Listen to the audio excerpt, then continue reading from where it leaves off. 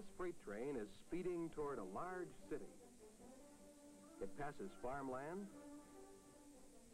and small towns along the way.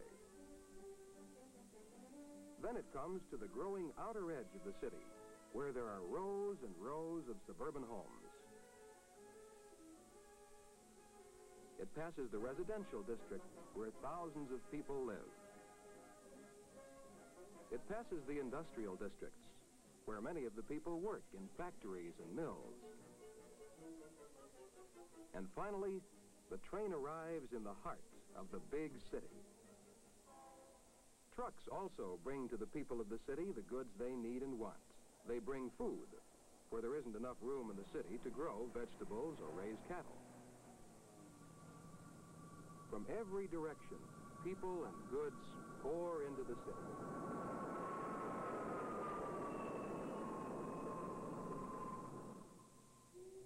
Boats bring other material to the city when the city is near water. For a city needs bricks and steel and glass to build tall buildings like this, to house the offices of thousands of businesses in the heart of the city.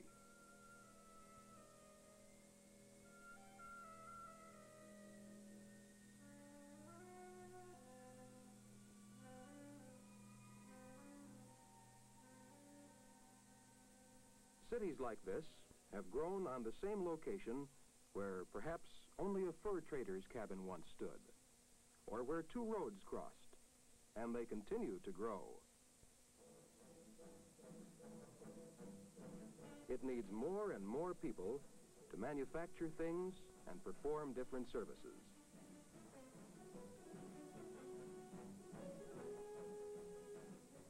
As more and more people arrive, the buildings get taller and taller, and closer together.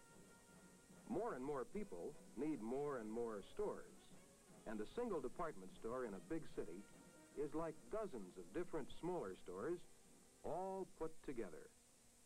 To house the thousands of people who come to live and work in the city, enormous towers of apartments rise into the sky, and men build these towers with their hands, from steel that has been made in mills by other men, and from stone cut out of quarries. Because the center of a city is so crowded, the only direction left in which to build is up.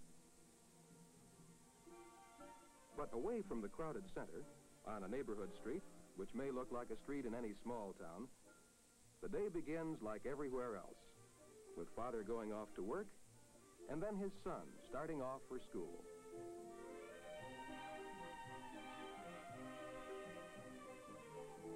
This is Joey, and he lives with his family in their own house. Down the block are apartment buildings where a dozen families live. A little further down is an even taller building. And across the next street is the building where his friend's family lives, with hundreds of other families. Here, one set of apartments has been set on top of another, and another set on top of that. This one building has more people living in it than may live in a single small town. Is that you, Joey? Come up. 28, please. All right. Joey never gets tired of riding in the fast elevators. It takes only seconds for Joey to reach the 28th floor.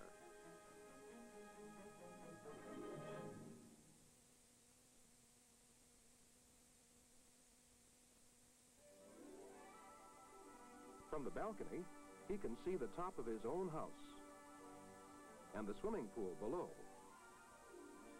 He can see the park and the tall buildings in the center of the city.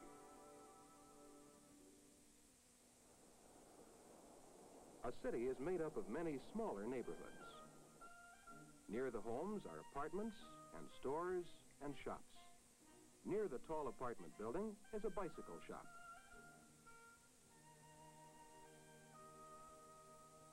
A sign painter works outside a restaurant.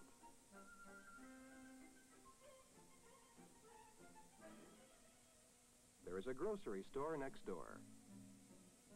The people of a neighborhood depend upon these businessmen, for they supply many different kinds of service. The traffic is heavy, so there is a police officer to help direct it. Trucks pass, carrying goods to stores and to people's homes. Fast trains carry people over the crowded streets, between the houses, and underneath the tall buildings.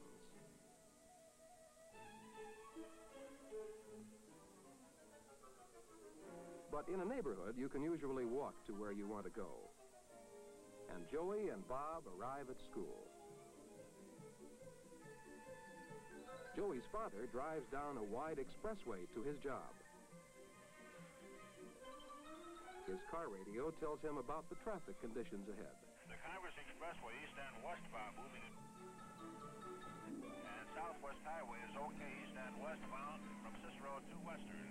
And right now we're flying just passing over. Many people come in from every neighborhood, from suburbs all around the city, even from smaller towns miles away.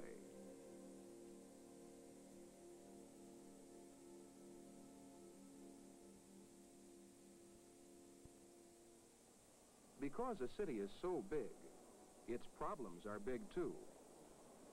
Some of the problems of big cities are studied in the City Hall. Here, the city mayor and neighborhood representatives try to solve these problems and make plans for the city's future. The city council decides, for example, where new housing will be built. These models show what it will look like. It agrees that areas like this that have fallen into decay must be removed. For a city is a living thing, and like any living thing, it can grow old. But men are able to tear down the old, to make room for the new. Thus, a city constantly changes and grows. The city council must also provide men and equipment to protect property.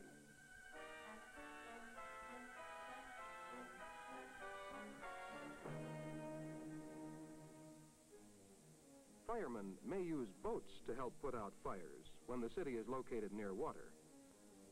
The city council decides that new highways must be built for the ever-growing number of cars bringing people to the city to live or work or just to visit. It provides men and equipment to keep the streets and highways clean and to remove the refuse. It provides bright lights for the streets and purchases electricity to light those lights.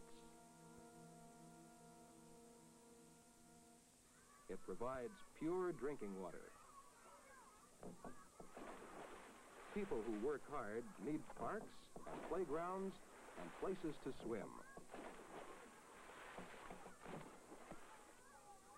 Some play baseball. Others prefer to watch. They go to a ballpark, while others can see it on television. Some like to draw.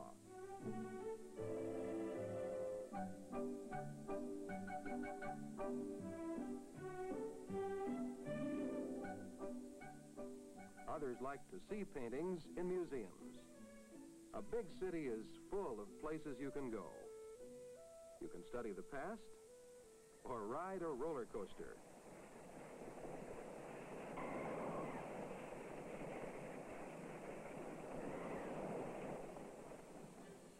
In factories and mills, the people of a city build things. They make products for their own use as well as for parts of the country. These products leave the city on trains and jets, by boat, and in trucks. This, then, is a city. It's a place where many products are made.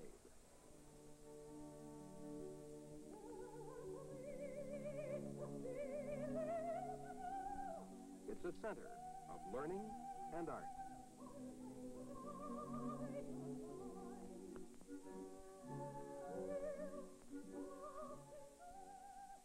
different neighborhoods, each like a small town in itself, are joined together to make up this larger, more exciting community, the city.